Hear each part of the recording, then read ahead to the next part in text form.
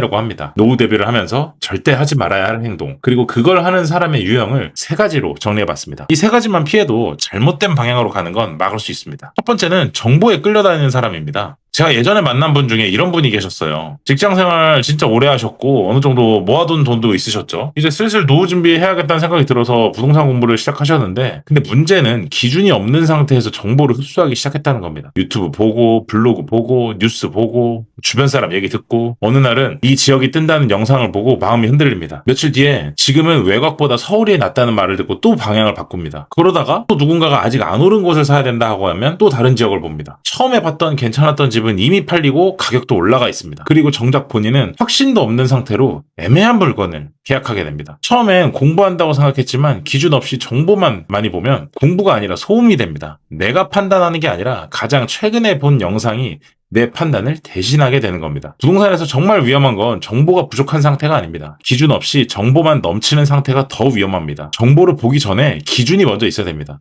내가 왜 이 집을 사는지, 이 집을 누가 다시 사줄 수 있는지, 이 지역의 수요가 어디서 오는지, 이걸 먼저 알고 있어야 정보가 도움이 됩니다. 기준 없는 정보는 도움이 아니라 독이 됩니다. 두 번째는 반대인데요. 부동산 얘기만 나오면 이렇게 말하는 분들이 있습니다. 아, 나는 그런 거 잘 몰라. 나는 머리 아파서 잘 안 봐. 그냥 뭐 살던 대로 살래. 이 말 들으면 굉장히 편해 보입니다. 시장 안 보니까 마음 편하고 뉴스 안 보니까 불안하진 않습니다. 집값이 오르든 내리든 일단 내일이 아닌 것처럼 느껴집니다. 그런데 문제는 관심을 끈다고 해서 현실이 사라지지는 않는다는 거예요. 제가 아는 선배 한 분이 계셨는데 부동산 얘기 진짜 싫어하셨고 항상 말씀하시는 게 그런 거 신경 쓰면 머리만 아파. 그런데 전세 만기가 다가오면서 상황이 달라졌습니다. 전세금은 크게 올랐고 같은 돈으로 갈 수 있는 집은 줄어들어 있었습니다. 대출 규제도 바뀌어 있었고 세금 문제도 예전과 달라져 있었던 거죠. 갑자기 집을 사야 될지 전세를 연장을 해야 될지 다른 지역으로 가야 될지 판단을 해야 되는데 판단을 할 수가 없는 거예요. 왜?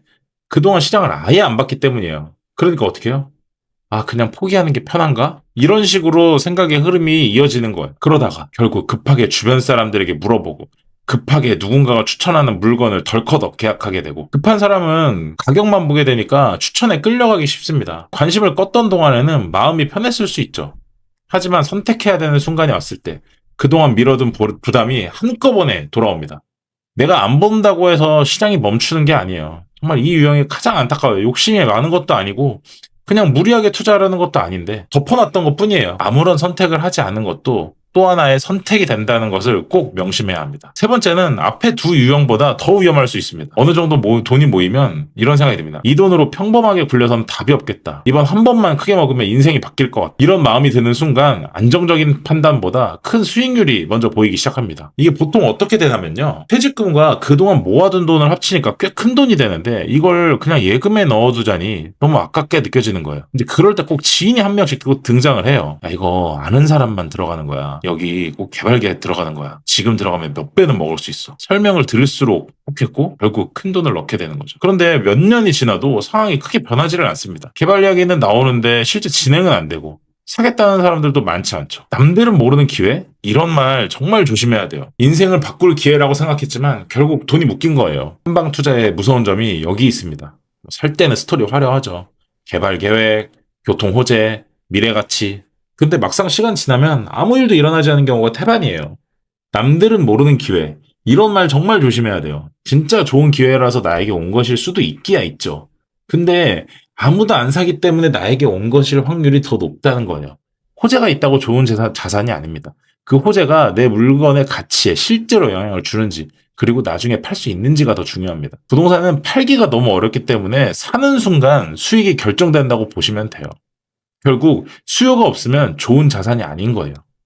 그럼 도대체 어떻게 해야 될까요? 정보에 휩쓸리지도 말고 머리 아프다고 피하지도 말고 한 방을 누리지도 말라고 하면 결국 뭘 해야 되냐 이겁니다. 저는 이걸 다이어트랑 비슷하다고 생각을 해요.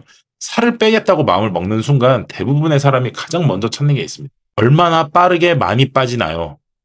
그 방법이 뭔가요? 일주일에 몇 킬로 빠지는 방법, 하루에 10분이면 된다는 운동, 누구 연예인이 했다는 식단. 처음에야 의욕이 생기니까 할 수 있죠. 며칠 지나면 다시 원래대로 돌아옵니다. 이게 왜 그럴까요? 방법을 몰라서가 아니에요. 기준과 루틴이 없기 때문이에요. 정보에 휩쓸리는 첫 번째 유형은 다이어트 방법만 계속 바꾸는 사람이에요. 또 회피하는 사람. 체중계도 안 보고 건강검진 결과도 덮어두는 사람입니다. 그리고 마지막으로 한 방을 노리는 사람은 며칠 굶어서 한 번에 다 빼려는 사람입니다. 공통점이 뭐죠? 모두 오래 가지 않는다는 거예요. 중요한 건 극단적인 방법이 아닙니다. 자산을 보는 눈을 기르는 것.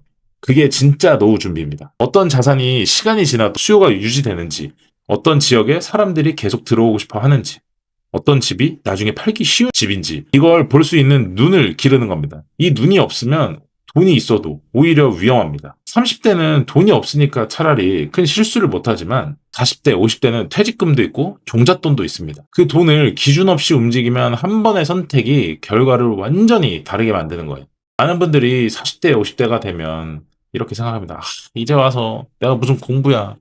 이 나이에 뭘 새로 시작해. 저는 반대로 생각합니다. 지금이라도 해야 돼요. 오히려 지금 안 하면 늦습니다.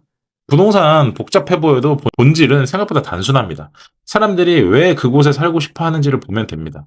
당연히 일터가 있어야죠. 일터가 뭐죠? 직장이에요. 직장에 다닐 수 있는 거리 내에 있어야 되는 거예요. 그래야 주거지가 생기고, 주거지가 생기면 상권이 생기고, 그에 따라서 주거 수요, 교통, 생활 편의 이런 것들이 생기는 거예요. 이런 기준 딱 하나만 갖고 있어도 선택이 훨씬 쉬워집니다. 다시 한번 말씀드리는데요. 정보에 휩쓸려서 사고 파는 사람이 되지 마세요. 기준이 있어야 돼요.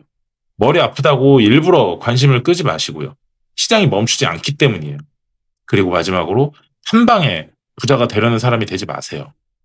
할 수 있어야 되는 거예요. 결국에는. 노후 준비는 대단한 비밀을 찾는 일이 아니에요. 기준을 만들고 반복해서 보고 조금씩 판단력을 키우는 일일 뿐이에요. 지금이라도 늦지 않았습니다. 오늘부터 질문 하나만 바꿔보세요. 이 집은 사람들이 앞으로도 찾을까? 이 질문에 대한 답을 할 수 있다면 노후 준비는 이미 시작된 겁니다. 앞으로 그 기준 함께 만들어 가보도록 하겠습니다. 오늘도 들어주셔서 감사합니다. 행복한 하루 보내세요.